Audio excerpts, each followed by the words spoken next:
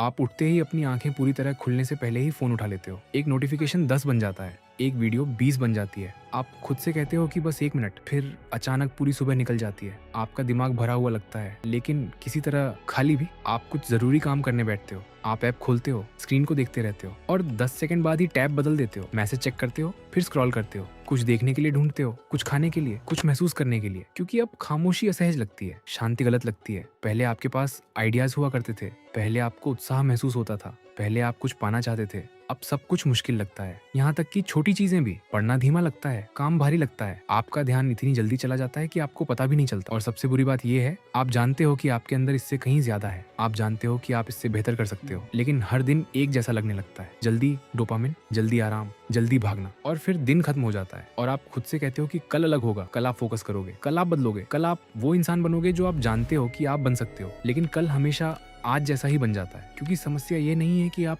आलसी हो, समस्या ये है कि आपने अपने दिमाग को बोरियत से भागना सिखा दिया है। आपने खुद को शोर का आदी बना दिया है, तेजी का आदी, हर समय कुछ ना कुछ चाहिए होने का आदी। और अब असली जिंदगी इतनी धीमी लगती है कि वह आपका ध्यान पकड़ ही नहीं पाती। लेकिन सच्चाई ये है, जो जिंदगी आप चाहते हो वह उन चीजों के पीछे छुपी है जिनसे आप बचते हो। जो फोकस आप चाहते हो वह बोरियत के पीछे छुपा है। जो आत्मविश्वास आप चाहते हो वह अनुशासन के पीछे छुपा है। जो शांति आप चाहते हो वह खामोशी के पीछे छुपी है। और यहीं से सब कुछ बदलता है। क्योंकि डोपामिन डिटॉक्स का मतलब हर ऐप डिलीट करना नहीं है, इसका मतलब रोबोट बन जाना नहीं है। इसका मतलब है खुद को साबित करना कि अभी भी कंट्रोल आपके हाथ में है। कि आप एक शांत कमरे में बैठ सकते हो बिना कुछ उठाए, कि आप बोर हो सकते हो बिना भागे, कि आप असहज महसूस कर सकते हो बिना बचने की कोशिश किए। क्योंकि हर बार जब आप तुरंत रिएक्ट करना बंद करते हो, आप खुद को फिर से बनाना शुरू करते हो। हर बार जब आप शोर की जगह खामोशी चुनते हो, आप अपने दिमाग का एक हिस्सा वापस पा लेते हो। हर बार जब आप आसान डिस्ट्रैक्शन का विरोध करते हो, आप अपने उस पुराने वर्जन से मजबूत बनते हो जो हमेशा कहता था बाद में। अनुशासन सजा नहीं है, ये आत्मसम्मान है। ये अपनी आदतों को देखकर कहना है, अब तुम मुझे कंट्रोल नहीं करोगे। क्योंकि आजादी का मतलब ये नहीं है कि जो चाहो वही करो। आजादी का मतलब ये नहीं है कि हर सेकंड कुछ चाहिए सिर्फ ठीक महसूस करने के लिए। असली आजादी ये है कि आप अपने ही दिमाग के साथ अकेले बैठ सको और फिर भी खुद को मजबूत महसूस करो। तो अगली बार जब आप बिना सोचे फोन उठाओ, अगली बार जब आप खुद से कहो कि बस एक और वीडियो, अगली बार जब आप कहो कि कल खुद से एक सवाल पूछना, क्या आप उस जिंदगी को खिला रहे हो जो आप चाहते हो, या उन आदतों को जो उसे बर्बाद कर रही हैं।